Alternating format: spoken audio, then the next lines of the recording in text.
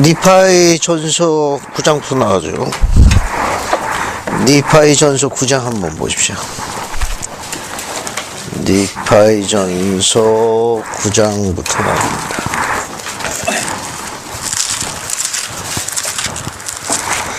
자, 이 9장은 니파의 판에 관한 기록인데, 앞에로는 서문 쪽에 보면 몰몬경의 간단한 해설이라고 있습니다. 우선 그쪽을 먼저 보죠. 여러분, 몰몬경에 나오는 책명과 순서 앞에 보면 몰몬경에 대한 간단한 해설이라고 나옵니다. 간단한 해설. 한번 찾아보십시오. 찾았습니까? 네. 그 앞에 보시면은 이제 몰몬경은 고대 미대륙에 살았던 백성들의 성스러운 기록으로서 금속 박판에 새겨져 있었다. 네 종류의 금속판이 이 경전자태에서 언급하고 있다. 그러니까 몰몬경에는 네 종류의 판이 언급되어 있습니다. 그래서 제일 먼저 보면 니파의 판, 몰몬의 판, 이더의 판, 그 다음에 로세 판 이렇게 있는데, 그 니파의 판을 보십시오. 이에는, 즉 니파의 판에는 두 가지가 있는데 작은 판과 큰 판으로 되어 있다. 즉 전자 큰 판은 좀 더 특별히 영적인 문제와 앞에 거예요. 전자니까 작은 판이 되겠네. 그게 전자, 즉 작은 판은 좀 더 특별히 영적인 문제와 선지자의 성역과 가르침을 주로 다루고 있는 반면에, 그리고 작은 판은 주로 영적인 기록인 반면에 후자, 즉 큰 판은 대부분 관계되는 백성들의 세속적인 역사를 다루고 있다. 그러나 모사야 시대부터는 큰 판에도 중요한 영적인 사항이 포함되어 있다. 그러니까 우리가 지금 공부하고 있는 거, 지금 공부하는 겁니다. 니파의 전서부터 시작해가지고 뒤에 옴나에서까지 기록은 전부 작은 판에 관한 기록입니다. 그리고 모사에서부터 언급되는 판에는 니파의 큰 판인데, 그 설명을 작은 판과 큰 판을 돕기 위해 가지고 몰몬의 만습이 중간에 이제 삽입이 들어가 있는 설명이에요. 자, 그 정도 보시고 이제 다시 이제 니파의 전서 9장으로 갑니다. 9장에는 이제 그 설명이 니파의 묘사를 좀 해놓은 내용이에요.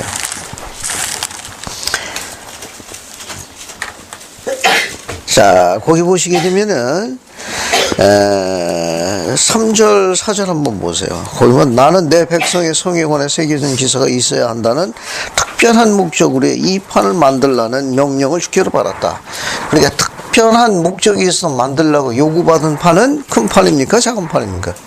작은 판이에요. 사제를 보면 다른 판에는 있으니까, 아까 니파의 판이 두 종류가 있다고 그랬어요. 큰 판하고 작은 판. 특별한 목적으로 해서 기록하라고 만든 판이 작은 판이면 9장 사제에 나와 있는 다른 판은 어떤 판이 됩니까? 이거는 큰 판에 해당되는 거. 왕들의 다스림과 내 백성의 전쟁과 다툼이 새겨져야 하리라. 그러한즉 이 판에는 주로 성역을 위한 것이요. 지금 니파에 기록하고 있는 이 판은, 니파의 전서에 관한 이 기록은 작은 판에 관한 거예요. 작은 판은 주로 성역을 위한 것이요. 다른 판, 큰 판을 이야기합니다. 큰 판은 왕들의 다스림과 내 백성의 전쟁과 다툼을 위한 것이니라. 그러나 5절에 주 안에 있는 특별한 현명한 목적으로 해서 위해서 어떻게 되어 있느냐, 이 판을 만들어 명하셨다. 작은 판을 만들어 명하셨다. 목적은 아는 바는 없지만 6절에 주는 처음부터 모든 걸 다 하시나니 그분의 특별한 목적으로 해서 이 작은 판이 이루어진다. 그래서 우리가 갖고 있는 이 몰몬경의 니파의 전서부터 공부하는 이 판은 대단히 성스러운 영적인 판입니다. 그래서 이것은 주의 깊게 들여다보게 되면 얼마나 우리를 기쁘게 하는 부분인지, 특히 경전의 통찰력에 이해되어, 특히 복음의 회복과 우리 시대를 더 정확하게 묘사한 아주 중요한 장입니다. 그래서 함께 보도록 하죠. 이제 10장 1절을 보세요. 10장 1절.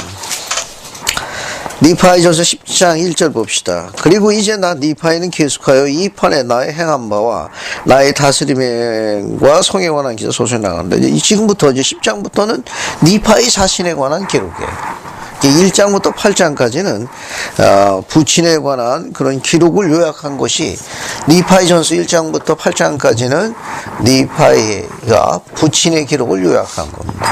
이제 10장부터는 이제 자신의 기사예요.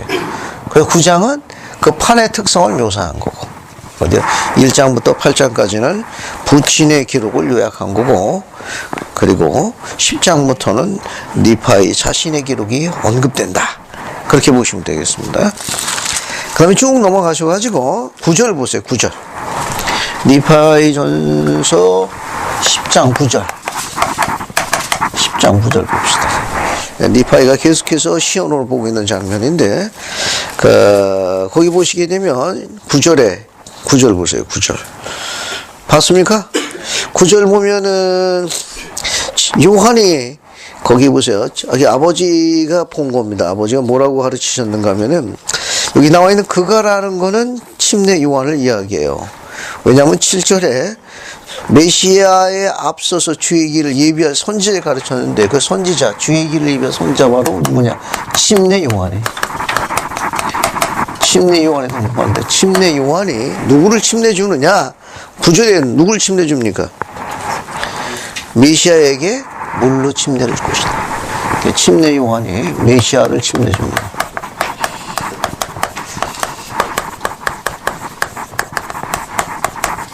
장소는 어디죠? 베다바라로 나와 있습니다. 베다바라. 요단강 건너편 베다바라로 묘사되어 있는데, 우리가 갖고 있는 기록에서 한번 살펴볼게요. 우리가 갖고 있는 성경 요한복음 1장 28절 보세요. 요한복음 1장 28절. 자, 요한복음 1장 28절로 넘어갑니다. 28절 보세요. 자, 거기 보면 뭐라고 나와 있습니까? 이 일은 요단이 침례 베풀는 거, 요단강 건너편 뭐라고 나옵니까? 베다니가 아니고 베다바라가 정확한 거예요. 그 원문 흠정역에는 베다바라로 되어 있는데 번역이 지금 오역되어 있습니다. 베다바라로 바꿔 쓰시면 되겠어요. 자, 그 다음에 또 이 10장에서 우리가 자주 봐야 할 게 뭐가 있는가 하면은 요 19절입니다. 니파이전서 10장 19절도 눈여겨보아야 할 겁니다. 이게 마태복음, 그 옆에다 하나 쓰세요. 마태복음 7장 7절 8절.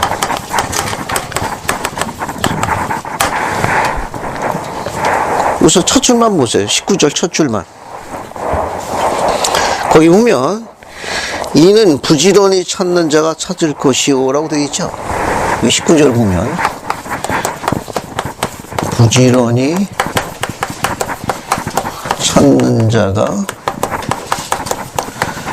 찾을 것이다. 마태복음 한번 비교해 볼게요. 마태복음 7장 7절 8절, 특히 8절하고 같이 봅시다. 마태복음 7장으로 갑니다. 마태복음 7장.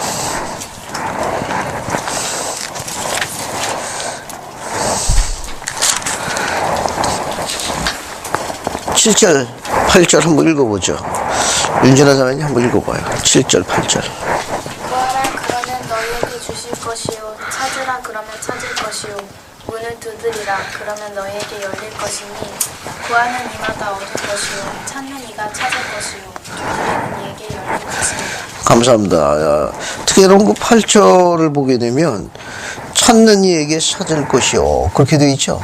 그런데 몰문교회에는 빈도를 나타내는 강조 부사가 하나 붙어 있으면 어떤 단어죠? 부지런입니다. 그 단어가 있다고 보는 거예요.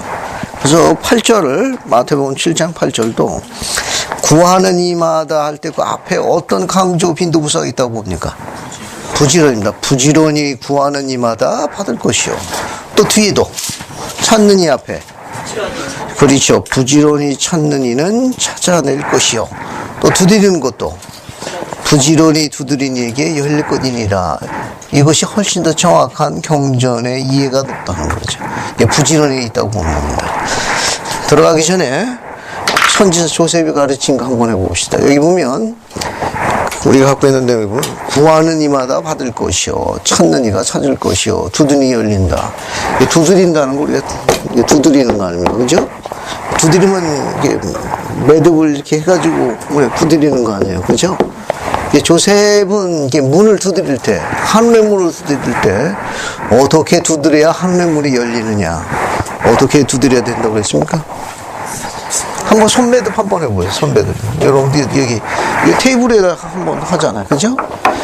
어느 정도 두드려야 그 문이 열린다고 그랬죠? 선지자 조셉이 가르친 건데. 그렇죠. 이 손매듭이 멍이 시퍼렇게 들도록 두드려야 문이 열립니다라고 가르쳤습니다. 우리가 하늘의 문을 어떻게 열어야 되느냐?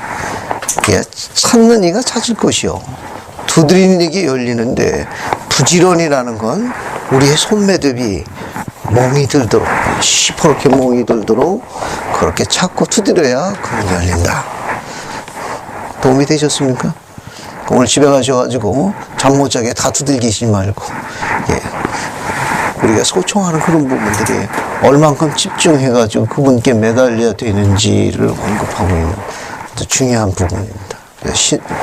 하나님께 구하는 자들은 하늘의 문을 열기 위해서는 손매듭이 시퍼렇게 멍이 돌도록 두드려야 합니다라고 가르치셨습니다. 여러분의 개인적인 기도 생활이나 이런 부분에 대해서도 한번 돌이켜보면 좋은 부분이 될 거예요. 우리가 이제 어떤 소망하는 바가 있고 우리가 그걸 성취하고 싶은 개인적인 소망이 있을 거예요. 그것이 꺼지지 않고 이제 줄기차게 나가려고 몸이 시퍼렇게 들도록 두드려야 되니까 좌절하지 말고, 간구하다가 그런 부분에 대해서 여러 가지 도전이 왔을 적에 쉽게 포기하지 말고 오히려 어떻게 됩니까? 더욱더 강하게 그분 앞으로 나아가라, 이런 의미를 해석할 수 있습니다. 그래서 10장 19절도 그런 것이 많이 인용되는 성구 중에 하나예요.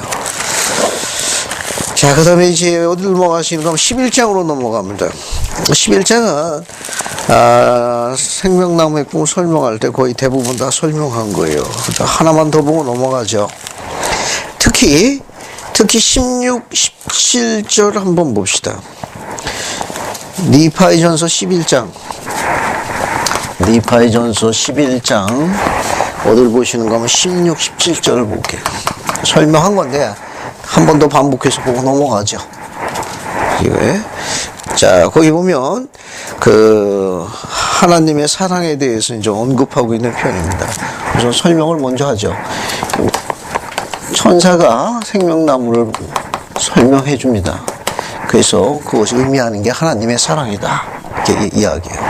하나님의 사랑을 의미하는, 이걸 또 다른 문장으로 쓰면 그리스도의 순수한 사랑이라도 표현해요. 하나님의 사랑을 다른 말로 쓰면은 그리스도의 순수한 사랑, pure love로 씁니다. 그러니까 하나님의 사랑에 대해서 내가 아느냐? 천사가 니파에게 질문했습니다. 하나님의 사랑에 대해서 들어서 알고는 있지만 그 진정한 의미는 잘 모른다. 그건 뭘 물었는가 하면 이 그리스도의 순수한 사랑에 대해서 다시 확인한 거예요. 그러다가 천사가 다시 반문합니다. 16절에 그럼 너는 하나님의 낮추어 오심에 대해서 아느냐? 낮추어 오심에 대해서 아느냐? 이게 전부 그리스도의 순수한 사랑과 밀접한 관련이 있습니다. 이게 그리스도 하나님의 사랑과 관련이 있어요. 그래서 하나님의 낮추어 오심에 대해서 네가 그 진정한 의미를 알 수 있느냐? 사랑에 대해서는 알고 있지만 그것을 잘 이해하지 못하겠습니다.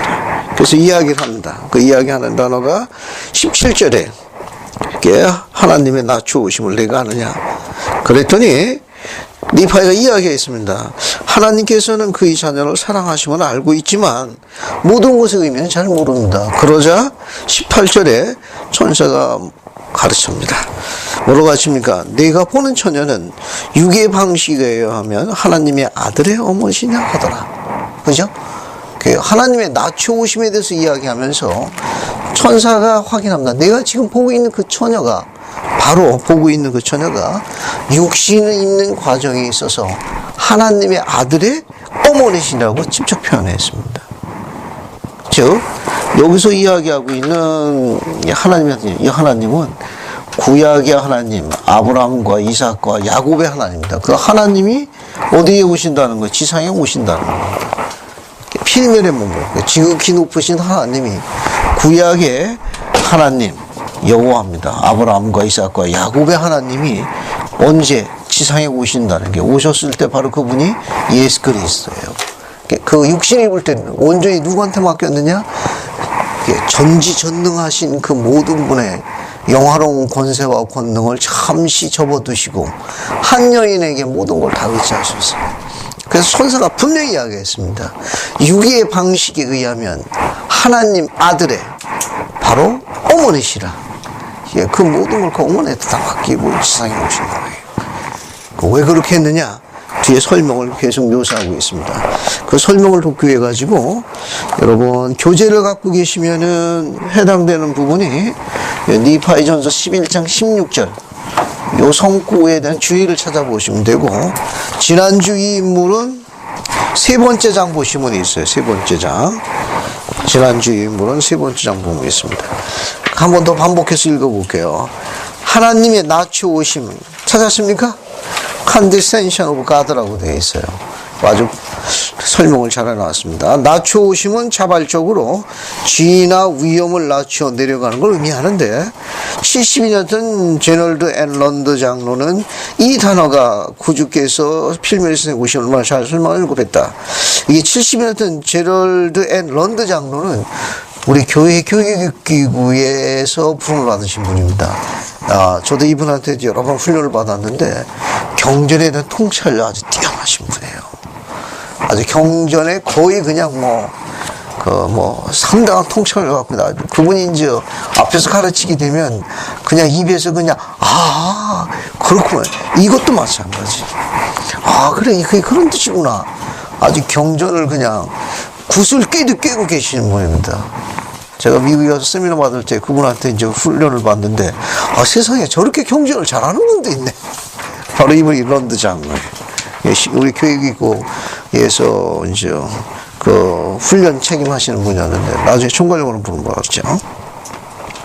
자, 그분이 뭐라고 설명했는가 하면, 신의 구성원이자 아버지의 장자이며 창조주여 구약의 여호와이셨던 예수께서, 그러니까 신의 구성원이자 아버지의 장자이며 창조주여 구약의 여호와 하나님이십니다. 그 하나님이 예수께서 그분의 신성과 거룩한 지위를 버리고 모든 영광과 존엄을 벗으시고 완전히 육신의 부모에 의지하는 무력하고 작은하게 몸으로 들어가셨습니다.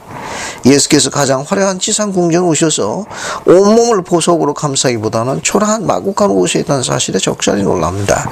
천사가 니파에게 하나님의 낮추오심을 보라고 말한 건 결코 이상한 일이 아닙니다. 이것은 하나님의 진정한 그러한 사랑, 순수한 사랑이라면 불가능하다는 거죠. 모든 것을 전부 다 접어두고 가장 낮은 상태로 내려온 겁니다. 왜 그렇게 낮춰오셨죠? 왜 그렇게 낮춰오셨습니까? 낮춰오시면 속죄와 관련이 있습니다. 우리를 누구한테 데리고 가는 거예요? 하나님께 다시 데리고 가는 겁니다. 하나님 아버지 앞으로 다시 데리고 가는 거예요. 일하기 위해서 아버지의 장자, 바로 그분이 갖고 있던 영화로운 모든 권능과 권세를 잠시 접어두고 지상에 오신 겁니다. 그래서 우리를 다시 아버지께 되돌아서 화해시켜서 하나가 되게 하려고 합니다. 다시 데려가서 아버지와 하나가 되게 하십니다. 이렇게 하나가 되는 걸 누구를 향해서, 액트라는 겁니다. 누구를 향해서, 아버지를 향해서 하나가 되는 겁니다. 이걸 합쳐서 아버지를 향해서 하나가 되게 함, 그런 뜻입니다. 이 단어가. 이걸 합치면 어토먼트라고 그래요. 어토먼트는 속죄란 뜻입니다. 속죄를 영어로 어토먼트라고 그래요. 근데 이거 분리하게 되면 at one입니다. at 무엇 향해서, 아버지를 향해서 뭐 하도록, 하나가 되도록 하심, 그것을 우리가 어토먼트라고 그래요. 이게 속죄를 영어로 어토먼트라고. 이게 컨디션이라는 이 낮춰오시면 속죄와 관련이 있어요. 그러니까 낮춘 이유가 뭐냐? 우리를 다시 아버지께로 되돌아가는 거예요. 그래서 그분과 하나가 되게 하는 거예요.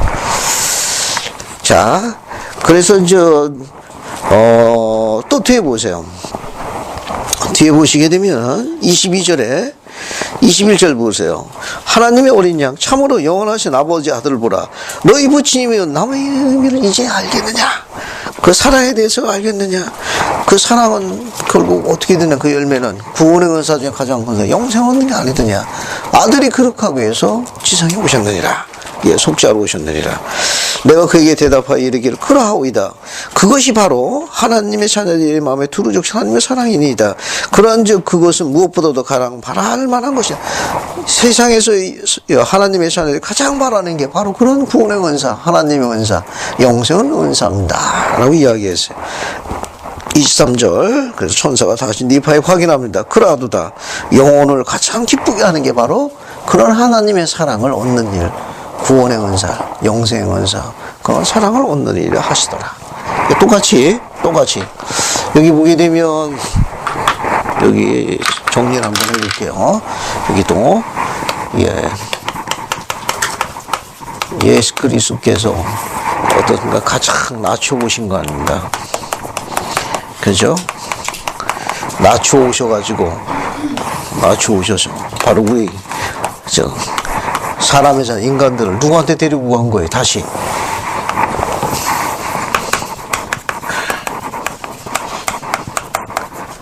하나님 아버지가 다시 되돌고 간 거 아니에요? 그죠? 다시 내려오신 걸, 낮춰오심을 지금 설명하는 거 아닙니까? 그죠? 이렇게 해서 아버지면서 다시 들어간 이와 같은 것을 전부 하나님의 사랑으로 과정을 묘사한 거예요. 이와 같이 가지고 있는 기득권과 권세의 권능과 다스림을 다 기득권을 접어두는 다음에 가장 낮은 상태로 와서 아버지께 데려가기 위해서 이렇게 지지하고 올려주고 고무시키고 성장시키는 이런 모든 것들을 이제 낮춰오시고 있습니다. 전부 사랑에서 오는 것이다. 이것을 사람의 자녀, 우리가 가장 원하는 거예요. 가장 원하는 거. 가장 원하는 겁니다. 이것을 얻으면 어떻게 돼요? 우리의 영혼을 뭐 하는 겁니까? 가장 기쁘게 하는 거예요. 가장 기쁘게 하는 거예요. 가장 기쁘게 하는 거예요. 마찬가지로 우리는 이걸 이렇게 한번 비유해 볼 수 있어요. 자, 예수 그리스도를 남편이라고 낮추어신 여기를 아내라고 합시다. 어때요? 남편이 자기가 가지고 있는 모든 것들을 다 버려두고 낮추어와서 아내가 하나님 면제로 갈 수 있도록 그렇게 사랑한다고 그러면 아내가 지상에서 가장 원하는 게 그거 아닐까요? 또 그걸 확신하게 되면 그 아내를 어떻게 합니까? 아내의 영혼을 가장 기쁘게 하는 거죠. 우리가 가정 안에 적용할 때 적용할 수 있습니다. 만약에 그렇게 하게 된다면 하늘이 문을 열고 축복을 줄 수밖에 없고 그 남편이 딛고 있는 땅에 거기서 곡식과 기름과 포도주가 나올 수밖에 없습니다. 축복하실 수밖에 없어요. 그러면 그 아내가 어떻습니까? 하나님께 얼마나 감사 기도를 드리겠어요. 이런 하나님의 남자를 보내주신 전능하신 분께 얼마나 감사하겠습니까? 하늘과 땅이 부둥어질 수밖에 없는 거예요. 선행돼야 한다. 남편이 이렇게 살아야 돼. 누구 보기에? 아내 보기에 이렇게 합당한 의로운 삶을 증거해야 합니다. 그걸 어디서 오느냐? 바로 여기 이야기한 pure love, 순수한 사랑에서 오는 거예요. 사랑이 없으면 불가능합니다. 따라서 좋은 남자다 할 때 이 좋은 자가 붙는 건 어떤 의미인가 하면은 어떤 겁니까? 지금 이야기하는 거 저런 개념을 갖고 있어야 돼요. 저런 칸트식 개념을. 예. 즉 자기가 가지고 있는 다스림이라는 걸 관리하고 통치하고 관할한다는 게 아니라 아내가 뭐 할 수 있도록 하나님 면제로 갈 수 있도록 승용할 수 있도록 지지하고 돕고 격려하는 일이에요. 그 재능과 은사를 개발시켜주고 도와주는 일입니다. 그게 아내가 가장 세상에서 원하는 거고 그걸 확신하게 되면 아내의 영혼을 굉장히 기쁘게 합니다. 그러면 그렇게 살아가는 모습을 보고 아버지가 어머니에게 하는 그런 걸 보고 아들이 그대로 배우는 거예요. 그게 복음이에요. 그러니까 그 남자가 그렇게 하는 건 이 남자가 이런 굿이라는 것은 아내가 승용할 수 있도록 돕는 거예요. 그걸 어디서 오느냐? 그 남자가 속죄를 모르면 불가능해요. 이 속죄의 영을 이해합니다. 이게 시온의 영이에요. 그게 이 남자를 성결하고 정결하게 해주는 역할을 하는 거예요. 이게 복음의 힘입니다. 이 우리가 원하는 건 그 이상도 아니고 그 이하도 아니에요. 아침부터 해먹을 때까지 열심히 일해야 합니다. 회사에서 스트레스 받고 실적을 해야 되고 얼마나 힘들어. 지치고 지치죠. 하지만 일단 집에 들어오면 또 어떻게 해야 합니까? 자녀를 키우기 위해서 지친 아내를 뭐 해야 돼요? 도와야 합니다. 기쁜 마음으로. 내가 돈을 벌어갖고 왔으니 거기에 대한 대접을 받는다는 건 당연하지만 오히려 눈치 올려서 그러면 당신은 나가서 돈 벌어봐. 내가 얼마나 힘든지. 예, 그렇게 이야기하는 것보다는 이쪽이 훨씬 더 나은 겁니다. 그럼에도 불구하고 조금 더 하시는 거예요. 그건 어디서 오느냐? 어토먼트에서 오는 거예요. 하나가 되는 거예요. 하나님과 내가 하나가 되고 또 누구와? 남편과 아내가 애도원 하나가 되는 겁니다. 그게 복음이에요. 지금 니파하고 천사가 되어가고 있는 것은 아버지와 아들과 또 인간관계 묘사했는데 암으로 들어가면 그것도 마찬가지입니다. 남편과 아내와 자녀의 관계도 다 포함돼요. 그래서 지금 여기 보게 되면은 넌 낳혀오신 걸 아느냐? 하나님은 자녀를 사랑하는 건 알지만 진정한 의미를 잘 모릅니다. 그래서 보여줬거든요. 그 처녀가 바로 하나님의 아들, 육신을 입을 하나님의 아들의 어머니다. 그러니까 어머니니까 부모 아니에요? 그죠? 이 복음은 뭘 의미하는가 하면은 하나님께서 이 세상에 인간의 전에게 가장 원하시게 하는 건 그게 뭐냐? 부모입니다. 어떤 부모냐? 이런 아버지를 이야기하는 거예요. 이런 남편. 신권의 부름을 영화롭게 하며 속죄에 인도되어지는 합당한 아버지를 원하는 거예요. 어떤 어머니를 원합니까? 지금 이야기한 이런 하나님의 아들의 어머니, 신앙을 지닌 어머니를 원하는 거예요. 이 지상에서 하나님께서 가장 원하시는 건 바로 그런 훌륭한 부모를 이야기합니다. 그런 부모에서 자녀들이 강하게 양육되기를 원하시는 거예요.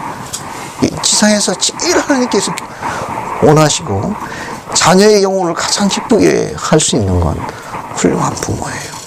합당한 부모입니다. 조금 전에 이야기한 대로 이 지상에서 하나님께서 우리 자녀들을 가장 기쁘게 할 수 있도록 그분이 원하시는 건 여기에 나와요. 훌륭한 부모예요. 이 가르침 여기까지 확대되는 겁니다. 훌륭한 부모라고 이렇게 썼는데 이 부분에 대해서 훌륭한 부모, 이 부모는 안으로 들어가면 이렇게 쓸 수 있습니다. exemplary father, 그 다음에 wise mother. 아버지인데 모범을 보이는 아버지라고 그래요. 복음대로 생활하는 아버지, 그런 합당한 아버지. 이 단어를 쓰는 이유는 뭐냐면 적어도 그 가장은, 남편은 아내와 자녀 보기에 존경받을 것만큼 행위를 먼저 입증해야 합니다. 그게 가장이에요. 그게 father. 이 father라는 건, 아버지라는 가장은 적어도 여기 나와 있는 아내와 자녀에게 그 아버지가 살아가는 삶이 존경을 받을 만한 행위를 증거해야 합니다. 이게 첫 번째.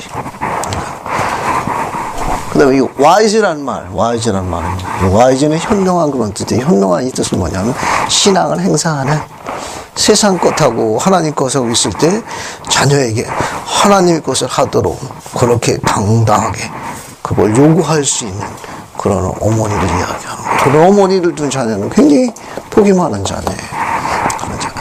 지금 여기 나와 있는 묘사는 이 전부 다 그런 부분을 이제 묘사하고 있는 내용이에요. 특히 19절 한번 보세요. 19절. 봤습니까? 19, 20절 한번 보세요. 김민정 자매 한번 읽어봐요. 19, 20절. 그렇지. 11장 19, 20절. 이렇게 되었나니 나는 그 처녀가 영에 이끌려가는 걸 보았으며 얼마 동안 그 처녀가 영에 이끌려가 있으며 천사가 내게 말하여 이르되 보라 하였느니라. 이에 내가 보고 그 처녀를 다시 보았더니 한 어린아이를 팔에 안고 있더라. 감사합니다. 이 한 처녀에 대해서 600년 뒤에 있어야 할 일을 600년 전에 이미 봤습니다. 그 처녀가 다른 처녀가 뛰어난 이유를 19절에 언급하고 있어요. 뭐가 묘사되어 있습니까? 그 처녀가 뭐에 인도되어졌죠? 영에 이끌려졌고. 또 강조했습니다. 다시 영에 이끌려졌고. 그러고 보니까 그 처녀가 어떤 상태에 있었습니까? 어린 아기를 안고 있어. 바로 그 아기가 누굽니까? 우리 주 예수 그리스도예요. 하나님께서 나와 있는 이 부분은 세상을 하나님께 축복하시고 또 업그레이드 하시고 또 그런 부분에 대해서 축복하실 적에는 아기를 보내시는 거예요. 그래서 하나님의 동업자입니다. 그래서 이런 신앙을 지니는 어머니가 없으면 세상은 업그레이드가 안 되는 거예요. 그래서 여러분이 굉장히 중요하십니다. 여기서 경전의 저자는 영에 인도되어져, 영에 인도되어져, 영에 이끌려져 라고 강조했으니까 하나님의 딸들의 영성을 강화하는 게 얼마나 중요한지 묘사하는 겁니다. 이건 참 대단히 우리들에게 좀 큰 의미를 전해줍니다. 스펜서 W. 킴볼 회장님은 하나님의 딸들에게 이렇게 권고하셨습니다. 경전을 연구하십시오. 하나님의 딸들이 자매 경전학자가 되기를 소망합니다. 언젠가 여러분은 자녀들을 키우게 될 텐데 그 자녀들의 그런 여러 가지 갖가지 그런 상황에 섬광 같은 영감을 필요할 분이 세상에 어머니만큼 누가 있겠습니까? 여러분의 경전을 잘 이해하시게 되면 바로 그 순간에 가장 필요한 현명한 분별력과 결정을 할 수 있는 능력을 허락하실 겁니다. 누구보다도 경전의 자매의 경전 학자가 되기 요구하신 분은 스펜서 W. 킴볼 회장님이에요. 그만큼 여러분들이 경전에 대해서 눈길을 둔다는 건 하나님께 기뻐하시는 일 중에 하나입니다. 또 다른 것도 하나 볼까요? 이게 또 뭐와 관련이 있는지 생각나는 성구가 하나 있습니다. 우리 구약에 보면 호세아서라고 있어요. 호세아서 4장을 한번 찾아봅시다. 호세아서 생각난 김에 하나 또 보고 넘어갈게요. 여기 마더가 있으니까 와이즈. 호세아 4장 1절하고 하나 더 보죠. 6절하고 우선 6절을 먼저 볼게요. 6절을 보고 다시 1절로 호세아서 4장 6절을 한번 봅시다. 1259쪽이에요. 1259쪽. 찾았습니까? 자, 거기 보시면 내 백성이 지식이 없으므로 망하노도 할 때 이 지식은 호세아서 4장 1절 맨 끝절에 보면 더 자세하게 나옵니다. 어떤 지식입니까? 호세아서 4장 1절 맨 끝줄에 어떤 지식이 나와요? 하나님을 아는 지식이. 내 백성이 하나님을 아는 지식이 없으므로 망하는도다. 내가 지식을 버렸으니 어떤 지식을 버린 거예요? 하나님을 아는 지식을 버렸으니 나도 너를 버릴 것이라. 내 제사장이 되지 못할 것이요. 내가 내 하나님의 율법을 줬으니 뒤에 뭐라고 되어 있습니까? 나도 내 자녀를 잊어버릴까 하노라. 이 호세아가 이스라엘 백성들이 망죄에 드는 걸 이제 비난하고 있습니다. 그 이유가 뭐죠? 왜 그렇게 비난했습니까? 부모가 자녀에게 복음을 안 가르쳤습니다. 사실은 하나님의 그 공덕과 그분의 사랑에 대해서 가르치질 않은 거예요. 그래서 자녀들이 하나님을 기억하지 않았습니다. 따라서 하나님도 그 자녀를 기억하지 않겠다고 하셨어요. 그 말은 나를 기억하는 낯선 자녀를 택하시겠다는 뜻도 포함됩니다. 우리가 택함받은 백성인데 우리가 만약에 우리 자녀들에게 하나님을 기억하도록 가르치지 않는다면, 우리 자녀가 그 하나님의 지식을 잊어버린다면 주님은 우리 자녀를 더 이상 기억 안 하실 거예요. 이 기억이라는 건 지키고 보존하고 대를 허락하신다는 뜻과 관련이 있습니다. 잘 보세요. 마리아가 영에 이끌려, 또 내가 다시 보니 영에 이끌려라고 되어 있죠. 그것은 하나님을 기억하는 인자, 소위 DNA가 훈련되어 있다는 걸 시사하는 겁니다. 우리 자녀들이 부모로부터 또 교회로부터 배우는 이 영적인 지식에 대해서 열심히 노력해야 합니다. 하나님을 기억하는 건 기억의 유전 인자와 관련이 있어요. 이건 노력하지 않으면 쌓여지지 않습니다. 이 DNA가 생성이 돼요.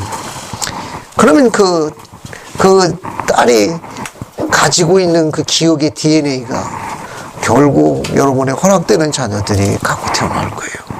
그 자녀들이 하나님을 기억하는 그것을 더욱더 그 DNA가 더 강하게 인자가 성성할 수 있도록 가르쳐요. 이 어머니 역할이에요. 얼마나 중요한 분입니까? 이 세상에서 이만큼 중요한 자원이 없어요.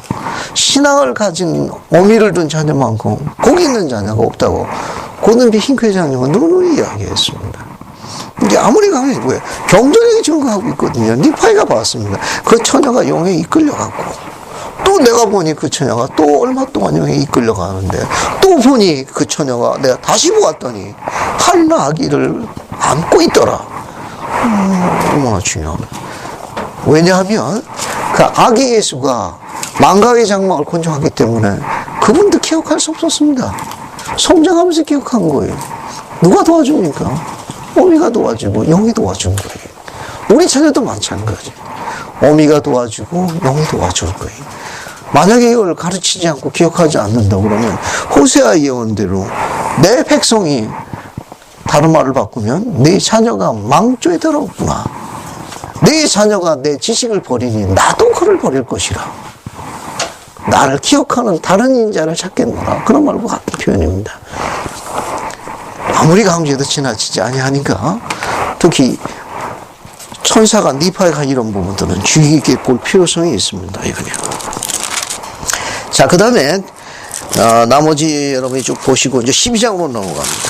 그 정도 보시면 되겠어요. 12장으로 넘어갑니다. 자, 니파이전서 12장 6절부터 10절까지 보시고 칠판 보세요. 같이 나갑시다. 여기 부대륙이 있습니다. 여기 미대륙에 있어요. 미대륙이 있습니다. 여기 예루살렘이 있습니다.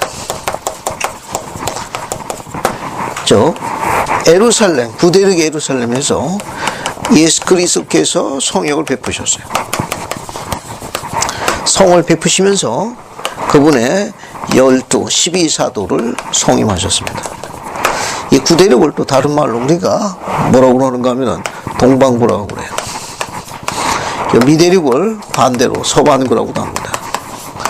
그러면 구대륙의 예루살렘에서 즉 동방구에서 예수께서 성을 베푸셔서 12사도로 성임하셨어요. 그러다가 서방구 미대륙을 예수께서 언제 방문하셔서 성역을 베풀죠? 그게 언제입니까? 다시 질문할게요. 자, 다시 질문하겠습니다. 즉 구대륙, 동방구, 예루살렘에서 예수께서 성역을 베푸셨죠? 베푸시면서 12사도로 성임했습니다. 그죠? 그러면 구대륙, 미대륙, 정정합니다. 미대륙, 서반구에서도 예수께서도 성역을 직접 베푸셨습니다. 즉 동방구인 구대륙에서 예루살렘에서 성역을 그분이 직접 베푸신 것처럼 미대륙에도 예수께서 방문하셔서 직접 성역을 베푸신 기록을 몰몬기에서 우리 찾고 있어요. 언제 직접 방문하셨습니까? 주 34년경. 그렇죠. 그러면 그분이 뭐 하신 상태예요? 부활하신 차이점은 그거예요. 이때는 필멸의 몸으로 성역을 베푸신 거고 서반구인 미대륙에서는 뭘로? 부활하신 겁니다. 그러니까 여기 부활하신 이후에 미대륙을 방문하신 겁니다. 그 성역을 베푸시고 똑같이 그분이 누구를 또 부르셨습니까? 그렇죠. 그 12제자라고 묘사되겠어요. 12제자를 성임했습니다. 그러니까 이 12제자는 미대륙의 12사도가 되는 겁니다. 경전에 기록이 있어요. 그 기록이 바로 니파이전서 12장 6절부터 10절의 기록입니다. 한번 볼까요? 자, 한번 봅시다. 6절부터 보세요. 6절부터 10절까지 지금 이 내용을 설명하는 거예요. 자, 거기 보면 하나님의 어린 양이 하늘에서 내려오시더니 그가 내려오셔서 그들에게 자기를 보시라. 니파이가 시온을 보고 있는 거예요. 예수께서 부활하신 이후에 미대륙을 방문하신 장면이에요. 7절 성신이 다른 열둘이 내리셔요. 다른 열둘이라고 했으니까 여기 구대륙의 열둘 말고 미대륙의 열둘을 이야기하는 것을 다른 열둘이라고 그랬습니다. 8절 네 자손에게 성역을 베풀도록 네 자손들이니까 니파의 자손들이에요. 택함을 받은 어린 양의 표현이 뭐라고 되어 있습니까? 어린 양의 12제자 아니에요. 12제자. 이건 서반구에 지금 미대륙의 12제자를 이야기하는 거예요. 미대륙에. 그 다음에 9절 보면 다시 반복하고 있습니다. 너는 어린 양의 12사도를 기억하느냐? 어린 양의 12사도는 어디예요? 동방구, 구대륙, 예루살렘에서 성임된 12, 여기 뭐라고 되어 있어요? 단어가 사도라고 되어 있잖아요. 동방구, 서방구청, 미대륙에서는 12제자에서 구분하고 있잖아요. 설교를 돕교해가지고 똑같은 거예요. 제자나 사도나. 근데 이게 선명하게 가르쳐주고 있는 거예요. 그러니까 구대륙, 예루살렘의 동방구에서는 12사도가 또 있는 거 기억하지 않느냐? 여기 서반구에서도 성역을 베푸실 때 12제자, 또 미대륙의 12사도를 성임했다는 걸 니파이가 설명하고 있습니다. 자, 그런 정도 보시면 되겠습니다. 그 정도 보시고요. 그 다음에 또 니파이가 또 뭘 보느냐. 이제 니파이전서 13장으로 넘어갑니다. 니파이전서 13장으로 넘어갑니다. 이제 니파이가 복음이 회복되는 과정을 시온으로 다 보고 그 기록으로 남겼습니다. 기록으로 남겼어요. 자, 그래서 어딜 보시는가 하면은 13장을 보시게 되면 이방의 나라 왕국들을 봅니다. 복음이 회복되는 과정을 묘사하는 거예요. 그래서 1절 보면 많은 나라 왕국을 봤습니다. 그죠? 그래서 다시 확인합니다. 네가 이방인의 나라와 왕국들을 본다. 그런데 4절에 보면 이방의 나라 가운데 뭘 봤습니까? 한 큰 교회를 봤어요. 아주 큰 교회를 봤는데, 그런데 5절에 보면 어느 교회보다도 뭐한 교회를 봅니까? 가증한 교회를 봤죠. 뒤에 용어가 나옵니다. 니파이 전서 13장 6절에 13장 6절 보면 크고 뭐가 나옵니까? 가증한 교회가 나와요. 크고 가증한 교회가 나옵니다. 이제 크고 가증한 교회가 나오는데, 이 크고 가증한 교회가 니파이가 봅니다. 이 니파이가 본 게 왜 봤는가 하면, 이 뒤에 쭉 보게 되면 드디어 지상에 하나님의 왕국이 다시 회복됩니다. 지금 이렇게 하나님께서 성령을 베푸던 그리스의 교회가 배도로 인해 가지고 지상에 존재하지 않게 돼요. 그러니까 다시 지상에 존재하게 될 적에 지상에 하나님의 왕국이 세워지니까 악마도 대항합니다. 그도 지상에 뭘 세웠어요? 강력한 악마의 왕국을 세웁니다. 왜 세웠느냐? 지상에 하나님의 왕국이 다시 회복되는 걸 정하기 시작한 거예요. 그래서 니파이가 그걸 본 거예요. 근데 하나님께서 지상에 하나님의 왕국을 다시 세우려 했을 적에 악도 같은 방법으로 아주 강력한 그의 한 조직을 세웠는데, 그 조직이 크고 가증한 교회입니다. 그래서 그 아이템이 있습니다. 자, 6절 보면 크고 가증한 교회를 봤는데, 이 크고 가증한 교회의 설립자가 누구예요? 악마예요. 악마입니다. 그러니까 크고 가증에는 지상에 세워진 누구의 왕국입니다? 설립자가 누구예요? 여기 악마의 왕국이 되는 거예요. 악마의 왕국이 됩니다. 악마의 왕국이 됩니다. 그리고 거기 보면 뭐 7절 8절 보게 되면 악마가 그 지상에서 오신 악마의 왕국 크고 가증한 교회가 좋아하는 아이템이 나와 있습니다. 그 아이템 한번 볼까요? 또 나왔으니까. 뭘 그렇게 좋아하냐? 금, 은, 비단, 주홍색천. 주홍색천이 보기 좋은가 봐요. 그죠? 세마포, 온갖 갑진옷. 그 다음에 누가 있습니까? 많은 청녀들을 봤답니다. 이 문장 보면서 뒤에 8절에 다시 또 강조하고 있습니다. 또 볼까요? 금, 은, 8절에 비단, 주홍색천, 세마포, 갑진옷, 창녀들이 크고 가증한 게 반하는 것이라. 자, 이 두 성구 위에 또 또 다른 아이템이 있어요. 9절. 세상에 뭘 얻고자? 칭찬을 받고자. 뒤에 어떻게 합니까? 그들이 하나님의 성도들을 멸망시키며 그들을 끌어내어 사로잡게 하더라. 왜 하나님의 성도들 핍박하고 핍박하고 박해하고 조롱합니까? 세상의 칭찬. 그게 많은 세상 사람들이 다 어디를 이쪽으로 몰려가는 거예요. 악마의 왕국입니다. 지금 7절, 8절에 악마의 왕국이 탐닉하는 걸 보면서 여러분 오늘날 표적과 연관 지을 수 있는 아이템이 없나요? 이 시상에 세워진 이 악마의 왕국이 탐닉하는가 주요 메뉴가 좀 나와 있지 않습니까? 오늘날 우리가 살고 있는 시대와 표적과 연관되는 건 뭐 없습니까? 자, 고민을 덜기 위해 가지고 교재를 봅시다. 그럼 크고 가증한 교회가 뭐냐?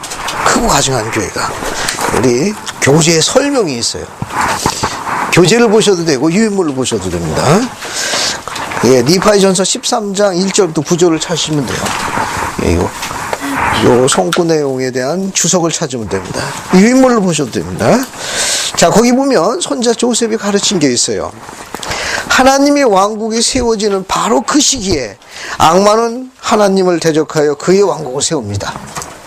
그죠? 범사에 다 상대가 있는 거예요. 범사 상대가 있는 겁니다. 11사도 정원의 부르스알 공기 장로는 크고 가증한 교회를 다음같이 정의했다. 악마의 교회와 크고 가증한 교회라는 명칭은 이 두 개가 같은 거예요. 이게 교회지만 뭡니까? 왕국이에요. 이게 교회로 표현되어 있지만 동의어로 무엇입니까? 왕국이니까 지상에서 권세와 권능을 갖고 있는 시스템이라는 거예요. 하나의 어떤 집단의 조직이라는 거예요. 이름이나 성격에 관계없이 다시 말해 정치적이거나 철학적이거나 혹은 교육적, 경제적, 사회적, 민족적, 국가적, 종교적 성격을 띤 어떤 조직이든 간에 인간을 하나님과 그분의 율법에서 멀어지게 하여 하나님의 왕국에 구원받지 못해 의도로 만들어진 모든 조직을 총칭해서 일컫는 편이 뭡니까? 크고 가증한 교회. 교회라고 썼지만 이거는 하나의 시스템, 조직과 같다는 거예요. 즉 인간을 하나님과 하나님의 율법을 지켜서 구원을 얻지 못하도록 모든 것을 전부 사주하고 제한하고 방해하고 속박하는 모든 시스템과 조직을 다 뭐라 부른다? 크고 가증한 교회라고 부르는 거예요. 교회라고 해가지고 교회만 이야기하는 게 아니라는 겁니다. 그 밑에 보면은 한 저자는 크고 가증한 교회가 교회가 하나 이상의 조직으로 이루어져 있다는 복합체라는 걸 묘사하고 있어요. 복합적인 단어입니다. 복합적인 단어. 정치, 철학, 사회, 종교, 경제, 또 음악, 크게 여러 가지. 전부 다 어떻게 되는 거야? 짬뽕되어 있는 거예요. 음악도 사탄의 음악이 있는 것처럼 전부 짬뽕되어 있는 거예요. 어떤 복합 시스템을 이야기하는 거예요. 그럼 지금 나와 있는 이 니파이전서 13장 7절, 8절 아이템 중에 지상에 세워진 이 악마의 왕국이 탐닉하는 그 요소 중에 오늘날 우리가 눈으로 볼 수 있는 표적 하나 찾아볼 수 있지 않겠습니까? 그럼 뭘 찾아볼 수 있어요? 그 7절, 8절이 이 악마의 왕국이 탐닉하는 거거든요. 그 아이템이 오늘날 강성하고 있는 악마의 왕국이 탐닉하는 이거지. 오늘날 우리가 눈으로 볼 수 있는 게 뭐가 있습니까? 뭘 적용해 볼 수 있어? 한번 얘기해.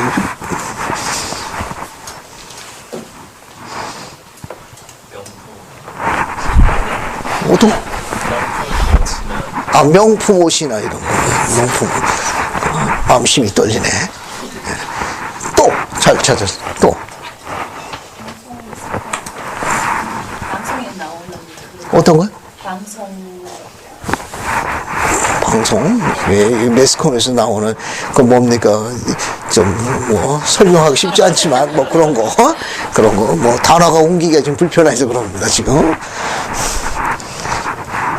좋은 지적하셨습니다. 힝크리 회장님이 우리가 시대의 표적 이야기할 적에 크게 세 가지가 있습니다. 경전에서 이야기하는 게 세 가지가 있는데 고든비 힝크리 회장님은 다른 표적에 대해서 언급하신 게 있어. 그걸 소개하려는데 그 용어가 여기 표현되어 있어서 그래요.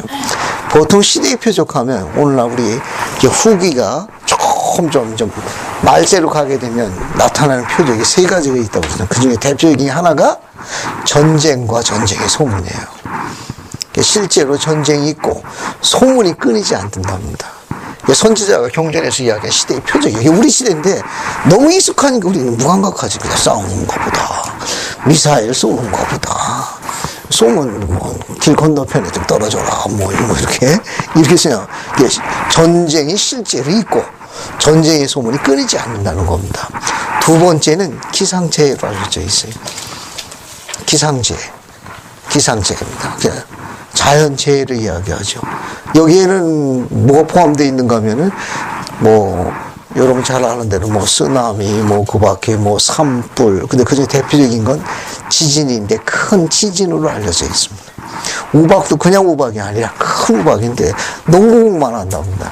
근데 아직은 우리는 그때가 아니니까 내려오는데, 이게 그 당시, 신약 당시에 요한이 한 달란트 해당하더라. 근데 한 달란트가 약 3.4kg이라고 그래요. 맞으면 꽤 아프겠죠? 3.4kg 정도 되는 우박이 떨어지는 거, 이게 농구보다 좀 더 크다고 그래요. 예, 맞으면 좀 꽤 아플 것 같아요. 그죠? 예, 큰 우박. 예, 그게 기상재해입니다. 산불, 그 밖에 여러 가지, 큰 지진, 태풍, 여러 가지 다 포함됩니다. 그 중에 하나는 뭐냐면, 곡물 파동도 포함됩니다. 제때 이게 나와야 되는데, 이게 엉망진창이 되는 거예요. 예, 그것도 다 포함돼요. 그것도 시대의 표적 중에 하나랍니다. 그 다음에 이제, 지금 이야기한 거, 그 다음에 또 뭐가 있는가 하면 경제적 불황. 파업도 악마의 왕국이 선호하는 하나의 시스템으로 알려져 있어요. 파업하고 이렇게 해가지고서 이제 기업이 망하는 거죠. 이게 결국 다 망하는 거예요. 그래서 지금 이 세 가지 표적은 이제 선지자들이 경전에서 이야기하는 겁니다. 전쟁과 전쟁의 소문, 그 다음에 자연재해, 그 다음에 경제적 불황. 이렇게 이야기했습니다. 그런데 선지자는 이런 것에 대해서 이미 주어져 있는데 주어져 있는 표적으로부터 보호받는 것도 가르치셨습니다. 그 복음에 우리 율법에 순종하시는 거예요. 대표적인 게 세 가지가 있는데 그 중에 하나가 안식입니다. 그 중에 하나가 11조고 그 중에 하나가 성전이에요. 이 세 가지를 잘 지킴으로써 지금 이야기한 표적으로부터 보호받는다고 약속하셨습니다. 그러니까 이런 표적이 주어져서 형벌, 심판이 보이는데도 안식일을 안 지키면 매를 맞는 거예요. 11조를 안 바치게 되면 곡물 파동에서 구함을 얻지 못하는 겁니다. 성전 자주 안 가게 되면 이런 파동으로부터 벗어나기가 어려운 거예요. 왜냐하면 지상에서 가장 영광받기 좋은 가장 하나님께 허락하신 평강의 장소가 성전이에요. 가장과 어머니가 거기 가가지고 우리 자녀들이 가가지고 진학과 진로나 이런 필요한 분별의 영과 계시를 받는 데서 거기입니다. 짝짝하게 안 가면 어떻게 합니까? 이런 것만 자꾸 이제 눈에 띌 뿐이에요. 근데 거기서 영감을 못 받는 거고. 자, 이건 이제 일반적으로 알려진 표적인데 힝크리 장님께서 이렇게 얘기했어요. 이거 말고도 우리 시대 현실적인 표적이 하나 있습니다. 그래서 힝크리 장님 이렇게 얘기하셨습니다. 이제 우리 주변에 사악한 여자들이 많이 있을 겁니다. 주의하십시오. 지상에 사악한 여자들이 많을 거라고 이야기했습니다. 더 많은 가정이 파괴될 겁니다. 우리 아들들을 사냥할 겁니다. 경고하셨어요. 여기 뭐가 있으니까 창녀라고 안 들어가 있어요? 2번 반복되지 않았나요? 세상에 우리 시대에 이런 여자들이 사악한 여자가 차고 넘칠 거라고 경고하셨습니다. 왜 우리 자녀들을 세미나리고 종교교육이고 선교사 보내는 그 이유가 있어서 그럽니다. 하나님께서 어떤 일을 행하실 적엔 선지자에게 미리 이야기하지 행치 아니하신다고 합니다.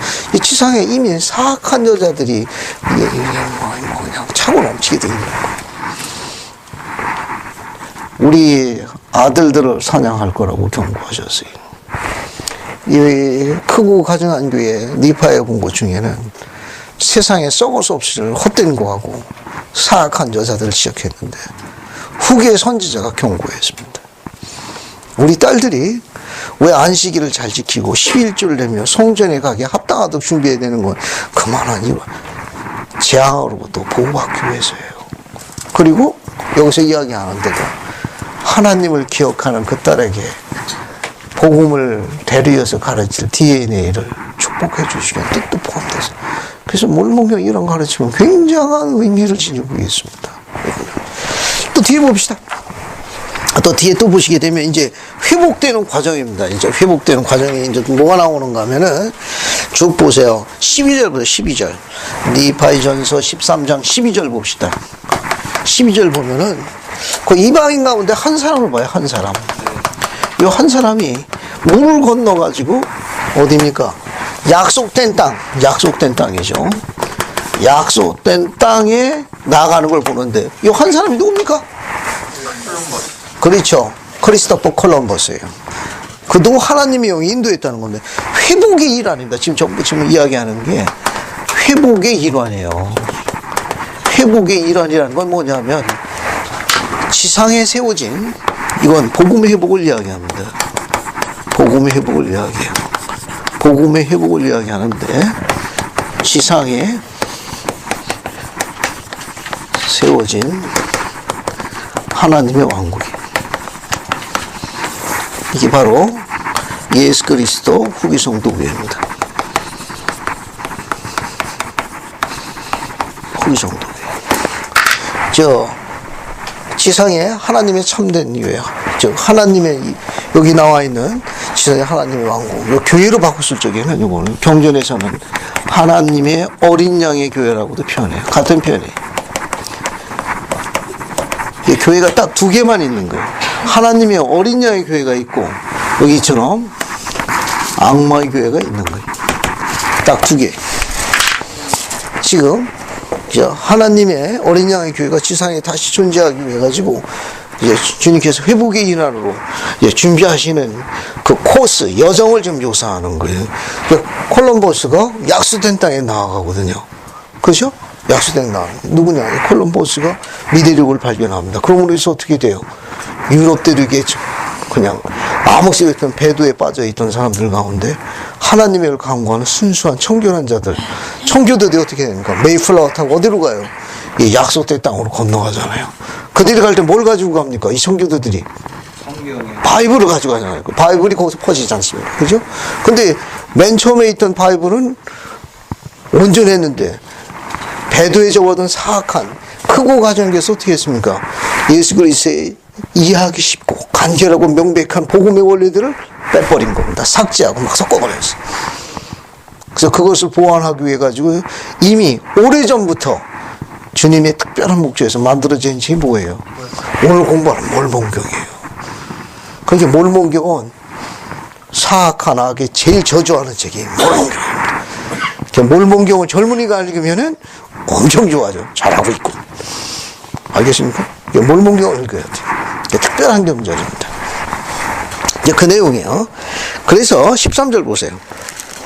13절 보면은, 자, 하나님의 영이 다른 이방인들에게 역사하심에 그들이 사로잡힘, 속박에서 벗어나 만을 위로하더라.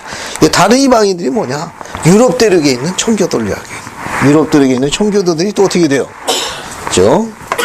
청교도들이 어디로 갑니까? 약속된 땅으로 이제 건너갑니다. 이들이 갈 때 뭘 가지고 갔느냐? 바이블을 가지고 가요. 바이블. 원래는 온전했는데 그냥 막 그냥 훼손된 그걸 가지고. 그래서 결국 어떻게 되느냐? 그냥 이 교회, 저 교회, 뭐 그냥 그 교회가 막 생겨난 거예요. 그래서 조셉 어떻게 된 겁니까? 어느 교회가 옳은지 이제 복잡하게 된 거예요.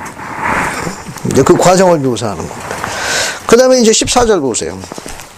14절 보면은 약속의 땅에 허다한 이방인의 무리가 많았다. 그거 어떻게 했습니까?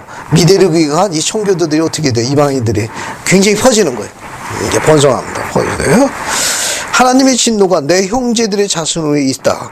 내 형제들의 자손을 누굴 이야기합니까? 아메리칸 인디언들 이야기해요. 레메인의 후손. 아메리칸 인디언들이 있더라.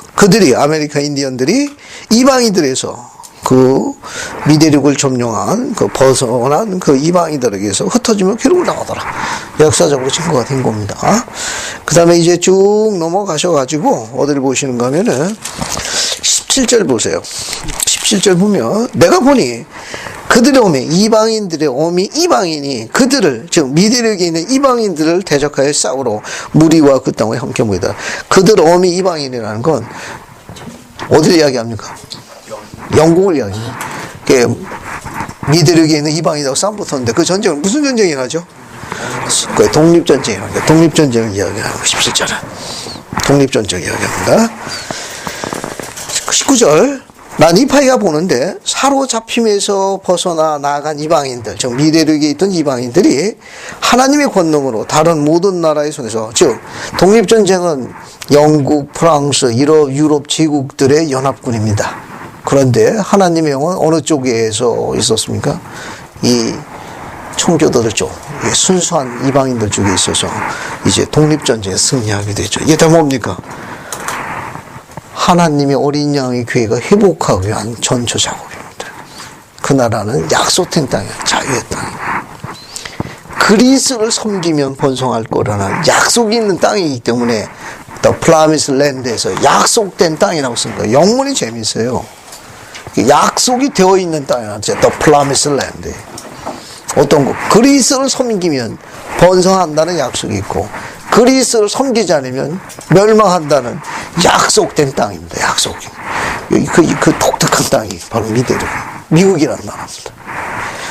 그래서 여기 보게 되면 19절은 하나님의 어린 양의 교회가 하나님의 왕국 왜 미대륙에 미국에 회복되도록 했느냐? 거기에 자유의 기초가 그곳에 놓입니다. 그게 다른 나라는 다른 나라끼리 속박을 했는데 이 미국이란 독특한 이 땅만은 그 속박이 허락되지 않았어요. 누구가 속박할 수 있느냐? 그리스 섬기지 않으면 그들 스스로 속박되도록 되어 있어요. 자유의 땅입니다. 온 세상에 속박되어 있는 자들이 그 땅에서 자유를 누리도록 그 땅을 성별하신 땅이기 때문에 The Promised Land. 이 땅은 그런 땅입니다. 그래서 이 땅에 헌법과 자유와 인간의 인권에 관한 하나님의 뜻을 직접 그분께서 영감받은 계시에서 헌법 기초도 주님께서 하신 그 특별한 나라가 유나이티드 스테이트 오브 아메리카라는 독특한 나라입니다. 그 나라에 하나님의 왕국이 건설된 거예요. 그래서 그 나라의 말이 세계의 말이고 그 나라의 학문과 힘이 세계의 경찰과 군대입니다. 그래서 우리 젊은이들이 그런 부분에 대해서 시각을 갖도록 하는 이유 중에 하나는 주님께서 이 땅에 하나님의 특별한 뜻이 임하게 되면 통일이 될 거예요. 통일이 되게 되면 북한에 있는 막대한 그러한 지하자원은 이 땅의 온 세상에 선구적, 지도적 역할하는 막강한 힘을 갖게 될 겁니다. 그래서 우리는 그런 나라의 지도력과 언어와 힘과 그런 시스템을 배울 이유를 갖고 있습니다. 멀지 않아서 주님께서 그렇게 축복하실 거예요. 이 일은 영감받은 주님의 종이 특별히 한 곳을 성별하셨습니다. 그분이 그 지역을 방문했을 적에 각각 아시아 지역에 돌아가 지도자로 봉사하여 하나님의 왕국이 시온이 장미꽃처럼 피어나는 걸 보시고 특별히 성별하셨습니다. 그래서 그 학교는 다른 세상과 달라가지고 특별히 훈련받아서 고국에 돌아와 하나님의 왕국을 세우도록 허락한 땅이기도 합니다. 그래서 우리 젊은이들이 그런 시각과 그런 부분에 대해서 소망과 꿈을 키울 수 있기를 기대합니다. 주님께서 축복하실 거예요. 그렇다고 뭐 국내 대학 다 집어두고 그쪽으로 다 가라는 뜻은 아닙니다. 예, 그런 부분에 대해 또 시각을 갖고 있어라 그런 말입니다. 자, 이제 또 보세요. 자, 이제 20절 보게 되면 이게 이렇게 되었나니 나 리파이가 본즉 그들이 그 땅에서 번성하더라. 즉 뭐냐? 여기 청교도들이 메이플라워 타고 미대륙에 갔잖아요. 그죠? 미대륙에 가가지고 근데 뭘 가지고 왔느냐? 책을 한 권 가지고 왔습니다. 그게 그들이 퍼지더라. 그 책이. 여기 나와 있는 20절에는 한 책은 무슨 책입니까? 청교도들이 가지고 간 책. 바이블. 성경을 가지고 간 거예요. 그죠? 그 뒤에 보세요. 23절. 23절 보면 그것은 유대인 입에서 나오니라. 유대 입에서 나온 게 뭡니까? 성경이에요. 성경. 그죠? 그래서 같이 23절 보자. 내가 보고 있는 책은 주께서 이스라엘에 맺으신 주의 성약이 드는 유대인의 기록이니라. 그 책인데, 근데 이 책이 나중에 어떻게 되느냐, 유감스럽게도. 처음에는 24절 보세요. 24절 보면, 그 책이 유대인에 비해서 나옴을 봤는데요. 그 책이 유대인에 비해서 나왔을 적에는 12사도와 증거하니 곧 주의 충만한 복음이 실려 있었습니다. 맨 처음에. 성경의 맨 처음에는 25절, 14, 25절. 그러한 이러한 것들이 하나님 안에 있는 진리를 따라 유대인들로부터 순수한 그대로, 처음에는 원본 그대로 이방인들에게 나갔어요. 그렇게 전달이 됐는데, 26절 보면 그게 어디로 들어갑니까? 크고 가장교로 들어가요. 26절. 이러한 것들이 어린 양 12사도의 손에서 유대인부터 이방인에 나아가고 나서 너는 저 크고 가증한 교회의 형세문도 나느니 다른 모든 교회보다 가장 가증한 것이니라. 거기 들어갑니다. 크고 가증한 교회 이 원본이 들어가고 난 다음에 그들이 어린 양의 복음에서 명백하고 극히 귀한 많은 부분을 빼버릴 것이요. 제거해버릴 것이요. 주위의 많은 성악을 빼버릴 것이요. 이 크고 가증한 교회가 그 기록에서 어떤 걸 했다는 겁니까? 어떤 행위를 했다는 거예요? 명백하고 그 귀한 많은 부분을 빼버리고, 그 다음에 모두 빼버렸어요. 성약의 많은 부분도 빼버렸어요. 왜 그렇게 했습니까? 왜 크고 가증한 교회가 왜 그렇게 했어요? 어린 양의 복음에서 그 이해하기에 쉬운 그런 복음의 원리들을 많은 걸 빼버리고 주님께서 이야기하는 그 고귀하고 값진 성약을 다 빼버렸습니다. 왜 크고 가정교회 그렇게 했죠? 27절에 있어요. 세 가지 이유가 있죠. 첫 번째는 주의 바른 길을 굽게 하고, 두 번째는 사람의 자녀들의 눈을 멀게 하고, 그 다음에는 마음을 완악하게 하려 합니다. 그래서 성경이 정확하게 번역되어 있는 하나님 말씀 믿는다고 이야기하는 겁니다. 정확하게 번역되어 있는 한. 저 보세요. 성경에 관해서 조셉이 뭐라고 가르쳤는가 하면, 우리가 그 신앙기독도 있는데 성경에 정확하게 번역되어 있는 한이라고 이야기한 건, 우리가 경전 읽을 적에 때로는 인간의 실수나 무지로 인해 가지고 용어나 단어가 혼란과 의문스러운 거 있을 수 있는데 거기에 너무 집착하지 말라는 거예요. 우리에게는 누가 계십니까? 선지자가 계신 거예요. 우리들의 형제 누굽니까? 사도들이 있는 거예요. 또 누가 있습니까? 우리들의 지도자, 총괄요원들이 있는 거예요. 그분들의 입을 통해 가지고 뭐가 나옵니까? 정확한 가르침과 하나님의 율법과 말씀이 나오는 거예요. 우리가 갖고 있는 경전에는 사악한 자들의 손길에 의해 가지고 문구나 문맥이나 내용이 심의로 논할 부분들이 있다는 걸 시사하는 겁니다. 그걸 주님도 아신다는 거예요. 그래서 선지자를 세우시고, 우리들 형제 사도를 세우시고, 총괄령을 불러가지고 각각 그런 부분을 내가지고 큰 맥락에서 통찰력을 가질 수 있는 영광 어린 계시의 말씀을 필요할 때마다 우리한테 주시는 거니까 우리가 얼마나 큰 축복을 갖고 있습니까? 그 경전에 연구할 적에 왜 이렇게 번역했대야? 단어가 마음에 안 들어. 우지 이렇게 했대야? 그거 짜증내지 말고, 그거 짜증내지 말고 전체적인 맥락, 알겠습니까? 선지자나 사도와 우리를 인도하는 총괄요원들의 가르침에 따라서 그게 최근 꼴수록 그게 훨씬 더 비중이 있다, 그런 말입니다. 훨씬 더 비중이 있는 거예요. 뜻은 몰라도 그렇게 이야기될 적에 그걸 따르라, 그런 말이에요. 악이 왜 그 원본에서 빼버리냐? 이유는 딱 세 가지예요. 주 앞에서 다른 길로 가도록. 또 어떤 이유예요? 사람의 자녀의 눈을 멀어가지고 영생을 못 가는 거야. 또 마음이 어떻게 돼요? 정말 하겠지. 양보 안 해. 그 단어 토시 하나도 못 받고 바꿨다 난리나. 그것 때문에 어떻게 됩니까? 이 지파, 저 지파, 이 교회, 그 교회, 꼬문들 교회, 힘들 교회, 토시 하나 갖고서요. 지금 막 늘어나. 니파에 가르치는 부분은 그런 문구나 문맥에 매달리지 말고 전체적인 맥, 통찰력을 갖고 선지자와 사도들과 감리원들의 지시에 따르는 것을 요구하고 있는 내용입니다. 이 교회가 그냥 교회가 아닙니다. 이 하나님께서 허락하신 하나님의 왕국이에요. 그러려면 연구해야 돼요. 연구는 하나님을 따르는 제자가 되기 위한 다른 헌신과 경배의 표적입니다. 연구 안 하면 그래서 참 제자가 못 됩니다. 다른 방법 없어요. 그가 하나님의 참 제자가 되기 위해서는 하나님의 말씀을 연구해야 합니다. 보물섬에 도착했는데도 그게 보물섬인지 모르는 안타까운 성도들과 주변에 너무 많이 있다는 거예요. 우린 보물섬에 와 있는데 캐기만 하면 돼. 그러면 감당하기 너무 어려워. 시간 가는 줄 모르지. 세상에 제일 재미있는 게 경제연구라고 그러면 미쳤다고 그러죠. 그게 정상적인 거예요. 응? 제일 재미있는 게 경제연구하는 거예요.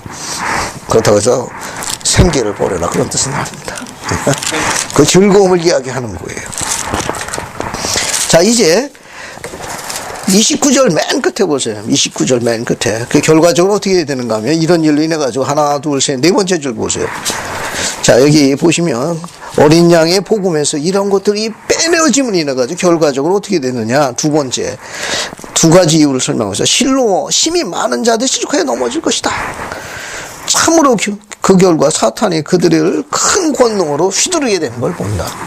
그 지상에 악마의 교회가 큰 권세와 권능을 가지고 교회도 다스릴 뿐만 아니라 세상도 다스린다는 걸 이야기하고 있는 겁니다. 그래서 수많은 사람들이 실족해서 넘어질 거예요. 잘 보세요. 이번에 연차대회 때 우리 본부 상호회장님, 백자회장님 그런 얘기를 하시더구만. 김 회장님이 40년 전에 예언하신 겁니다. 말일에 시온이 영적 수적으로 발전하게 되는 아주 김 회장이 이렇게 좀처럼 이야기는 이런 얘기는 하지 않습니다. 오늘은 다른 의미에서도 특별한 얘기를 하겠습니다. 마지막 날에 지상에서는 하나님의 왕국이 영적으로나 수적으로 번성하게 되는 가장 중요한 원동력에 대해서 이야기하겠습니다.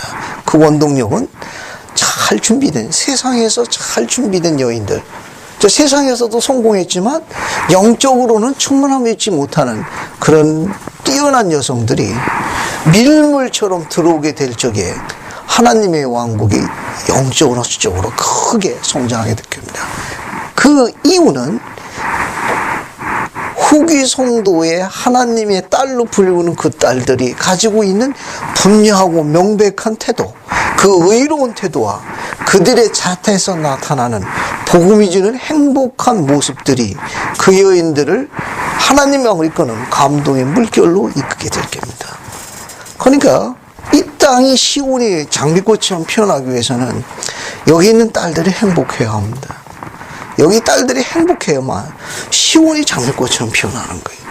그것은 주중에 신권 지도력이 아까 이야기한 대로 하나님의 사랑, 하나님의 낮추오심, 속죄에 인도해진 그런 의로운 남편들의 생활에서 아내들이 위로받는 기쁨에서 또 그런 부모한테 훈련받는 자녀들이 강화됨으로 인해서 주어지는 결과입니다. 그래서 그 여인들이 세상에서 위로받지 못하는 독특한 몸을 갖고 있는 걸 세상에 성공한 그 CEO 같은 여인들이 그를 기이 여겨 물밀처럼 들어오게 될 때 교회가 영적으로 수적으로 큰 발전이 오게 될 겁니다. 우리 딸들이 행복해야 돼요. 우리 딸들이 행복해야 시온의 장미꽃처럼 피어나는 겁니다. 이 가르침은 그런 부분과도 연관이 있어요. 자, 이제 또 어딜 보시는가 하면은 이게 그 어린 양의 복음에서 그런 간결하고 소중한 부분들이 성약과 율법이 빠졌습니다. 그것을 주께서 미리 하시고 회복을 해서 그것을 다시 회복하셨습니다. 그래서 여기서 나온 게 뭡니까? 구대로 이때 동방구에서 나온 게 이 바이블 아니에요. 그죠? 근데 어떻게 돼요? 이 크고 가증한 교회 어디로 가시냐? 크고 가증한 교회 여기 들어가가지고 어떻게 됐습니까? 많은 부분들이 빠져나갔습니다. 그래서 미대로 서반구에서 여기서도 예수께서 뭐 하셨습니까? 충만한 복음을 가르치셨습니다. 충만한 복음을 가르치셨어요. 이 복음이 원본 그대로 훼손되지 않고 그대로 보관됐습니다. 그래서 번역자 한 사람이 하나님의 어린 양의 은사로 번역된 책이 뭐예요? 그게 바로 몰몬교예요. 이 몰몬교에는 하나님 어린의 충만한 복음이 담겨져 있습니다. 성경에서 훼손된 그 귀중한 아름다운 것들이 몰몬경이 갖고 있습니다. 그래서 시리즈, 시즌 1, 시즌 2, 시즌 3가 있죠. 우리는 시즌 1만 번역되어 있습니다. 그래도 어떻습니까? 악착같이 안 읽죠. 그래도 이걸 읽어야 시즌 2, 시즌 3 들어가는데도 아주 그냥 강한 의지를 갖고 있습니다. 그냥 해본 소리입니다. 왜? 뒤에 보면 또 그런 표현이 나와요. 우리 한번 봅시다. 35절 보세요. 35절. 자, 어린 양이 말씀하시되 내가 너희 자손이나 나 자신을 나타내 보이니 내가 그들에게 전하여 줄 명백하고 귀한 많은 것들을 그들이 기록할 것이며 뭐에 이제 판에 이 니파의 판에 그런 게 기록된다는 겁니다. 너희 자손이 멸망되고 믿지 않음에 빠져든 후 너희 형제의 자손 역시 그렇게 된 후에 이러한 것들이 숨겨졌다가 어린 양의 은사와 권능에 이방이 되게서 나오게 되려. 이게 뭡니까? 이 책이 바로 몰몬경이에요. 몰몬경을 언급하는 겁니다. 그 몰몬경에 뭐가 들어있느냐? 그 가운데 나의 복음과 나의 반석과 나의 구원이 기록되어 있으리라. 그 옆에다가 교리야 성약 20편 9절이라고 하나 쓰십시오. 그 옆에다가 20편 9절이라고 써요. 교리야 성약. 그래서 교리야 성약 20편 9절 한번 봅시다. 계시로 또 뭐라고 되어 있는지 한번 볼게. 20편 9절. 20편 9절 한번 봅시다. 봤습니까? 한번 읽어보죠. 한번 읽어보겠습니다. 김송희 자매님, 교리학생 20편 2 찾아가지고 9절 한번 읽어봐요.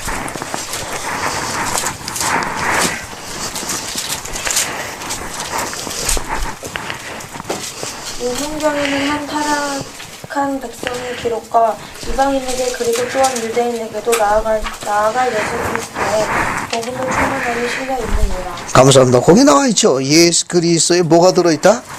복음의 충만함에 들어있는 책이 바로 몰몬경이에요. 이 몰몬경이 이처럼 아름다고 특별한 책입니다. 감히 여러분들이 지원하게 나오는 몰몬경 매일 읽으십시오. 이 책을 매일 읽게 되면 약속하건대 선지자가 하나님께 가까이 나아가는데 훌륭한 영감과 통찰력을 갖게 해줄 거예요. 어떤 일을 결정하기 전에 그냥 여러분이 갖고 있는 정보에 의지 마시고 이 책에 의존하십시오. 이 책을 온 마음을 다해서 읽으십시오. 그러는데 주님께 다시 물어보세요. 제가 가고자 하는 이 길이 정말 옳은 길인지, 아버지께서 기뻐하시는 길인지 제 마음에 확신을 달라고 간구하십시오. 몰몬경을 온 마음을 다해서 읽고 난 다음에 선지자들에게 허락했던 그런 영감의 손길을 저에게도 임하시옵소서라고 그분께 구해보십시오. 아까 설명했습니다. 부지런히 찾는 자가 찾을 거라고. 손매듭이 시퍼렇게 몽이 들도록 찾아보십시오. 때로는 산에서 찾을 수도 있으며, 때로는 골방에서 찾을 수도 있으며, 때로는 성전 가까이 가서 벽을 만져보면서 찾을 수도 있다. 무언가를 해야 합니다. 아무것도 안 하면 아무 일도 안 일어나는 거예요. 진학, 진로, 결혼 다 좋습니다. 취업도 다 좋고. 그분이 그 이유 때 만드신 영감의 책이 바로 몰몬경이에요. 몰몬경을 다시 온 마음을 다해서 읽는 일입니다. 그러면 이제 여러분의 결정에 대해서 확신감을 줄 거예요. 누가 합니까? 크고 넓은 들이 펴져가지고 생명나무를 보게 될지 아무런 모르는 일입니다. 이 책을 피시고 다시 시작하십시오. 다시 도전하세요. 자, 이제 나머지 부분들은 뭐 여러분 쭉 읽어보시면 되겠습니다. 그 내용은 뭐 똑같은 내용이에요. 뒷내용은요. 14장으로 갑니다. 14장 보세요. 자, 14장으로 넘어갑니다. 14장 보시면 1절에 1절 2절은 복음의 회복을 니파이가 다시 강조하고 있습니다. 거기 보면 14장 1절에 하나님의 어린 양이 이방인들에게 진정 말씀으로 또한 권능으로 자기를 나타내사 그들을 실족해 하는 걸림돌을 제어해 주시는 그날에, 그러니까 하나님의 어린 양이 이방인들에게 때로는 뭘로? 말씀으로, 때로는 권능으로 나타내사 그들을 실족한 걸림돌. 이 걸림돌이라는 건 뭘 이야기하는 겁니까? 베드로 이끌었던 그리스의 충만한, 복음의 충만함에 삭제된 이런 여러 가지 요소들을 복합적으로 설명한 거예요. 이런 것을 제하해 줄 때 뭐가 나타난다는 겁니까? 드디어 몰몬경이 출현한다는 거예요. 이게 오늘날 우리가 살고 있는 우리 시대의 복음의 회복의 전주곡이 뭐냐? 몰몬경의 출현이. 몰몬경의 출현은 여기 하나님의 왕국을 다시 지상에 세우게 합니다. 그래서 그런 내용이 이제 묘사되어 있는 거예요. 자, 그 다음에 이제 또 어디를 보시는가 하면은 7절 보세요. 7절 한번 읽어보겠습니다. 니파이전서 14장 7절. 이것도 재미있어요. 14장 7절. 서희경자매님 한번 읽어봐요. 14장 7절. 하나님의 어린 양이 말씀하신지라 내가 한 가지 크고 기이한 일을 사람의 자녀들 가운데 행할 때가 오나니 그들은 이편으로나 저편으로나 모두 영원하여 꼭 그들에게 화평과 영생을 확신시키거나 아니면 그들 마음의 완악함과 그들 생각의 누먼대로 그들을 넘겨주어 그들로 현세적으로나 영적으로나 모두 내가 말한 바 악마의 사로잡음에 따라 사로잡힘과 또한 멸망을 당하게 하는 것이니라. 감사합니다. 그 여러분 하나님의 어린 양이 말씀하신 내용 중에 내가 한 가지 크고 기이한 일을 사람의 자녀들 가운데 행할 때가 오나니. 그죠? 뭐라고 이야기하셨는가 하면 한 가지입니다. 한 가지. 한 가지 크고 기이한 일을 행한다고 그랬어요. 단어를 보세요. 단어. 이 단어가 우리의 시각을 굉장히 소망으로 이끌어주는 거예요. 한 가지입니다. 한 가지. 원. 한 가지. 하나하나 여러분이. 누구든지 그리스의 말씀에 기울여서 내게 이 소망을 갖고자 나오는 자마다 한 가지. 크고 great. 한 번도 그런 걸 본 일이 없어요. 기이한 마비로습니다. 일이 생기는 거예요. 크고 기이한 일. 우리 추석에 더 재미있습니다. 우리 형제들이 뭐라고 설명했는지 한번 볼까요? 여기 오늘날 유인물 맨 첫 장에 있습니다. 교재를 보셔도 되고 유인물 맨 첫 장 보세요. 한 가지 크고 기이한 일 찾았습니까? 자, 그거 한번 볼게요. 한번 읽어보고 설명할게요. 여기 보면 경전에서 복음이 회복되고 교회가 조직된 일을 한 가지 크고 기이한 일이라고 묘사하고 있다. 문맥상 great, 크다라는 단어는 중요하고 의미가 있다는 뜻을 나타낸다. 기이하다, 마비롭습니다. 놀랍고 이해를 초월한다는 의미로 쓰였다. work, 영원히 지속될 행위 또는 업적을 이야기한다. 12사도 정원의 제플리 알 홀런드 장로는 교회가 두 가지 측면에서 중요한 의미를 지닌다고 설명했다. 그리스의 몸인 이 교회는 위대한 조직입니다. 이 교회야말로 기이하고도 놀라운 일입니다. 이게 크고 기이한 일 중에 하나가 뭐냐? 하나님의 어린 양의 교회가 지상에 회복됐다는 거예요. 인간을 구원과 영생으로 해이왕국으로 들어갈 권능과 권세를 지닌 합당한 조직, 그분의 승인한 참된 교회가 지상에 조직된 것도 크고 기이한 일 중 하나입니다. 그 중에 더 기이한 일이 있다는 거예요. 교회가 놀라운 조직인 이유는 충실한 성도를 위해 교회가 수행하는 역할 때문이 아니라 교회를 위해 충실한 성도니 하는 일 때문입니다. 교회가 수행하는 권능과 권세 때문에 그런 게 아니라 하나님의 교회를 위해 가지고 헌신과 충실함으로 인해 가지고 봉사하는 바로 하나님의 자녀들, 그 성도들이 하는 그 업적이 더 크고 기이하다는 거예요. 뒤에 보면 여러분의 삶이 바로 그 기이한 일에서 핵심을 차지합니다. 그 모든 놀라운 일에 대한 증거가 바로 여러분입니다. 앞에 보세요. 크고 기이한 일에 대해서는 지금 묘사했습니다. 한 가지 크고 기이한 일을 내가 행하리니 언제? 우리 시대에. 그 중에 하나는 뭐냐? 하나님의 어린 양의 교회, 예수 그리스도가 지상에 회복된 일입니다. 그래서 인간들이 이제 해왕국으로 들어가 영생을 얻고 승리에 이르는 데 필요한 모든 게 지금 우리가 그 시스템과 그 힘을 다 가지고 있어요.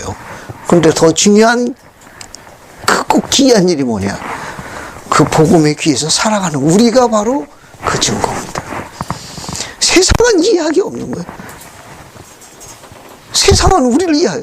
우리 삶 자체가 그레이트하고 마비러스 워크의 증거입니다. 우리 자체가.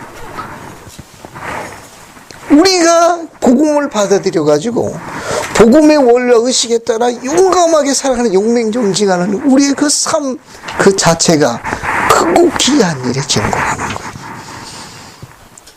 절 보세요. 위로받지 못하는 삶을 하늘과 땅에 다합니다. 하지만 그럼에도 불구하고 복음을 받아들여가지고 용감하게 살아가는 그 모습, 그게 하나님 보시기에 가장 크고 귀한 일의 증거라는 거예요. 하늘과 땅에 다 납니다. 이야기하지 않아도 다 알아요. 그 삶이 고되고 얼마나 힘들지 하늘과 땅이 알고 천사도 알고 밤하늘의 별도 다 압니다. 그 흘렸던 수많은 눈물도 밤하늘의 천별이 다 기억하고 있습니다. 그 수많은 나날들을. 그럼에도 불구하고 용감무쌍하게 살아가는 그 소망에 불타는 그 우리의 복음에 충실한 삶과 그 행위가 크고 귀한 일의 증거라는 거예요. 여러분 하나하나가 교회라는 겁니다. 여러분 하나하나가 그분의 교회를 대표한다는 거예요. 바로 그분의 증거입니다. 절 보세요. 여러분은 그분의 향기입니다. 여러분이 그리스의 향기라는 거예요. 여러분을 통해 가지고 지치고 힘들어하는 가족이나 사랑하는 사람들이 그 향기를 맡고 소생할 수 있다면 그게 뭡니까? 크고 귀한 게 증거예요.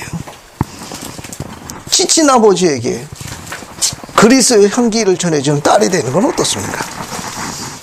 그냥 엔돌핀이 팍팍 돌게. 그거 자체가 크고 귀한 일입니다. 세상은 아버지가 아들을 축복해야 된다고 하지만 뒷부분에 나오는 거 보면 리파이는 지도록에 있는 아버지를 올려세웠습니다. 아버지는 완벽하지 않았지만 아들은 아버지를 영화롭게 했습니다. 그게 뭡니까? 크고 귀한 일 아닙니까? 우리 복음은 그걸 지금 증거하고 있는 겁니다. 우리 삶 자체가 크고 귀한 일이 될 수 있습니다. 지금 이 용어에 대해서 제플랭 혼돈님의 그 말씀은 시사하는 바가 굉장히 많은 거예요. 자, 그럼 또 하나 또 보겠습니다. 여기 보게 되면 좀 크고 귀한 일을 봤는데 어딜 넘어가시는가 하면 좀 약간 건너뛰어가지고 14절 보세요. 14절을 먼저 설명하겠습니다. 중간 부분은 다음 주에 이어서 할게요. 14절 한번 종사부전에 14절 한번 읽어보세요. 또 이렇게 배웠나니나 리파이는 하나님의 어린 양의 권능이 어린 양 교회의 성도들과 온 주변에 흩어진 주의 성령의 백성 위에 내려옴을 보았나니 그들이 큰 영광 중에 의와 하나님의 권능을 무정하였더라. 감사합니다. 여러분 10절에 보면 교회가 딱 두 개가 있다고 리파이가 가르쳤어요. 뭘 가르쳤습니까? 단지 두 개의 교회가 아니다. 하나는 여기 나와 있는 대로 하나님의 어디 갔습니다. 여기 어린 양의 교회가 있고 또 하나는 악마의 교회가 딱 두 개가 있습니다. 그죠? 다 그런데 그런데 여기 계속 보시게 되면 11절 보면 악마의 교회를 또 뭐라고 또 비유했는가 하면 온 땅에 창녀라고 비유했습니다. 앞에 보세요. 설명을 간단히 하고 넘어가게. 이 악마의 교회를 온 땅에 창녀라고 비유했으니까 악마의 교회가 기분 나빠하겠죠. 그 많은 표현도 해피는 또 창녀 갖다 붙였냐, 그죠? 뭐라고 항의할지 모르지만 그렇게 한 데는 은유적 표현입니다. 여인의 생명은 순결해요. 근데 그 순결을 돈으로 사고 파는 여자들을 뭐라 합니까? 그 직업적 여성을. 물론 믿거나 말거나 그런 시리즈에는 그렇게 나와 있습니다.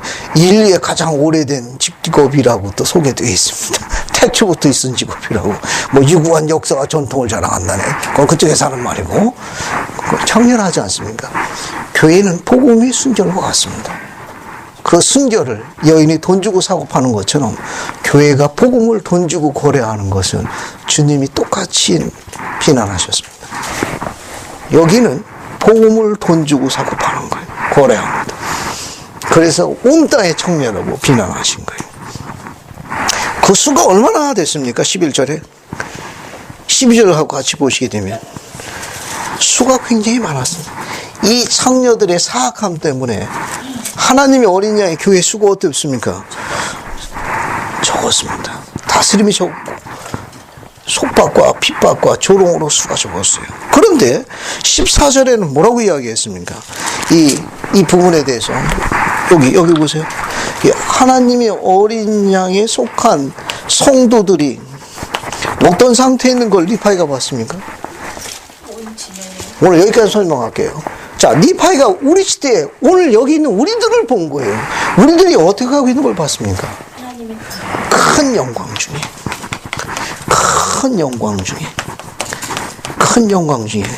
뭐로 무장했어요? 의와 또 하나님의 권능으로 무장했더라.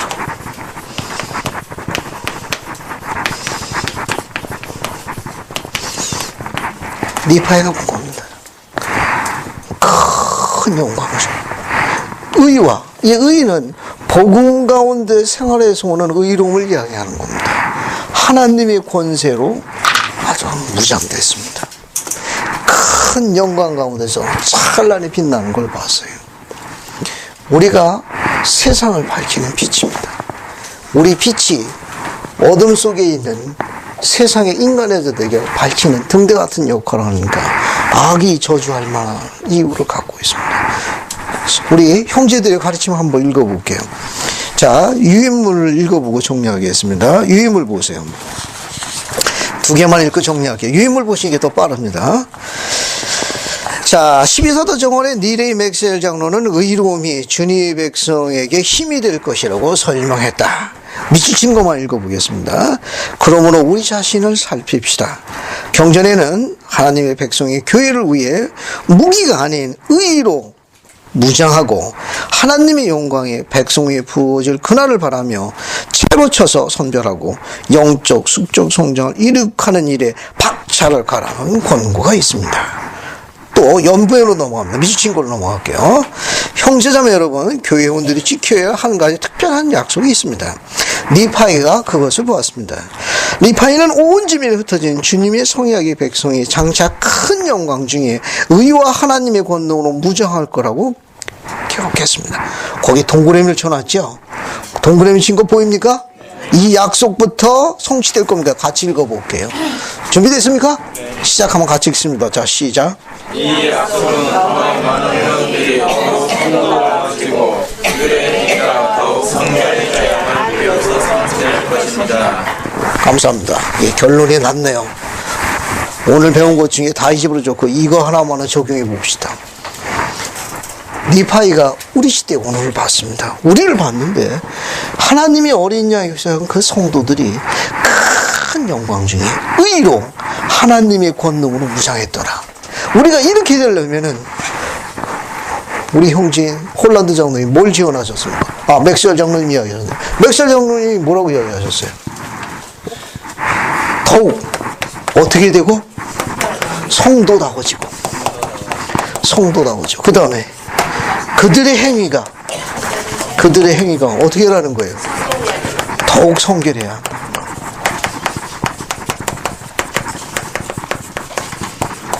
그래야 큰 영광 중에 의와 하나님을 무장한다는 겁니다. 앞에 보세요. 가끔은 엉뚱한 꿈을 꿉니다. 가끔은 그게 시연이 될까봐 부끄러울 때도 많아요. 가끔은 안 보이는 장소가 있으면 감추었으면 합니다. 가정여행할 때 가끔은 아이들이 그 질문에 대해서 고약한 질문을 하는 아들 녀석이 하나 있습니다. 오래전의 일입니다. 리파이가 배를 만들어가지고 바다로 나갔는데 형들이 농창치기 시작했죠. 나흘 동안 안 풀어졌답니다. 앞으로 공부할 거예요. 나흘째 된 날 풀어졌죠. 풀어주자 리파이가 배전에 나가 기도하니 폭풍 먹고 바람이 먹고 폭풍과 바람과 파도가 순종하더라. 점점하더라. 하나들 가라사대 부친 나가서 기도하면 어떻게 될 것 같아요? 혹시 파도가 더 심해지고 폭풍과 심해져가지고 공포에 떠는 거 아닙니까? 듣기만 해도 부들부들 떨리더군요. 가끔 그런 생각합니다. 배전에 나가서 폭풍과 파도와 모든 게 잠잠하고 순종하는 그 남편과 부친의 기도를 목격한 아내와 자녀는 무슨 생각이 들었을까요? 우리 삶도 고생 폭풍 가운데 있습니다. 하지만 리파이는 우리 시대를 봤어요. 큰 영광 중에 의와 하나님의 권능으로 무장된 우리를 봤습니다. 우리가 이렇게 허락되고 이렇게 할 수 있습니다. 이런 축복을 받기 위해서는 지금 이야기한 대로 성도가 더욱 어떻게 돼야 돼요? 성도다워져야 됩니다. 그 다음에 더욱 행위가 성결케 대합니다. 성도다워진다는 건 뭘 이야기합니까? 이 성도다워진다는 게 뭐예요? 해봤어야지. 그냥 글로만 배웠지. 이 성도라는 이 단어는 세인트라는 단어입니다. 이 세인트라는 단어입니다. 이 세인트라는 단어, 이거는 어떤 단어가 있는가 하면 티파이라는 단어가 관련이 있어요. 이 단어는 to be holy라는 뜻입니다. 거룩하게 되다, 그런 뜻이에요. 거룩하게 되다. 점점 거룩해지는 겁니다. 점점 거룩해진다는 말은 여러분들이 쉬운 간단한 복음의 원리에 순종하시는 일입니다. 안식일을 기억하여 거룩하게 시키고 온전한 12일을 바치고 시간이 허락될 때 정기적으로 성전을 방문하시리입니다. 그리고 개인기도 열심히 하고 경전 공부를 열심히 합니다. 부름을 받아 봉사해야 합니다. 부름을 받아 봉사할 적에 부름에는 책임감이 따릅니다. 책임감은 여러분의 희생을 전제라고 부르신 거예요. 희생을 전제하지 않는 부름은 없습니다. 주님께서 제단에 여러분 걸 레노트로 요구하신 겁니다. 희생하지 않고는 승형에 이를 만한 신앙을 증거하지 못합니다. 그게 성도다워지는 거예요. 성도다워진다는 것은 바쁘고 힘든 여정이지만 주님의 제단에 바칠 걸 바치는 행위를 이야기하는 겁니다. 그래야만 하나님의 영에 대한 그런 권능에 대해서 무장되는 거예요. 안 그러면 그분의 권능이 뭔지를 이해하기가 어렵습니다. 희생하지 않고는 권능을 느끼기가 어려워요. 자기가 가지고 있는 가장 소중한 것을 힘들고 어렵고 지치지만 주님의 전에 기꺼이 바칠 적에 내가 하나님을 사랑하고 있는 것뿐만 아니라 내가 그분의 전에라는 설명할 수 없는 거센 폭풍승에 폭풍과 파도가 잠잠해졌던 니파이와 똑같은 보호하심에 대한 간증을 갖게 됩니다. 다른 경우는 없습니다. 다른 방법 없어요. 그 외에 다른 방법 없습니다. 그들의 행위가 더욱 성결해진다는 거, 더 성결해진다는, 이 말은 뭐냐면은 사랑하는 사람이나 가족들에게, 사랑하는 사람이나 가족들에게 축복을 가져다 주거나 남기는 자로 분류되는 거예요. 뭐 여러 가지 뜻이 많이 있는데 이게 가장 아름다운 정의 중에 하나입니다. 다시 이야기합니다. 즉 사랑하는 사람이나 불완전한 가족이라 하더라도 그들에게 축복을 가져다 남기는 자 분리하도록 생각하는 거예요. 그것을 니파이가 아름다운 우리 시대를 봤습니다. 큰 영광 중에 의와 하나님의 권능으로 무장되었더라. 주님께서 그렇게 하시겠다고 한 것을 시험을 이미 봤습니다. 여러분 그런 축복과 권능을 갖고 있는 특별한 세대의 젊은이들입니다. 자, 설명이 이제 다 끝났죠. 그 다음에 이제 유인물 왼쪽 편 맨 밑에 미치진 앞부분만 보세요. 미리 땡겨서 읽어드립니다. 미리 당겨갖고 읽어볼게요. 인용문만 보세요. 델린 H. 옥스 장로는 우리가 하는 이 행위, 여기 행위가 어떻게 우리 존재를 결정하는지 말씀했다. 우리가 받을 심판의 진정한 의미는 우리 행위로 우리가 어떤 존재가 되었느냐 하는 것이다.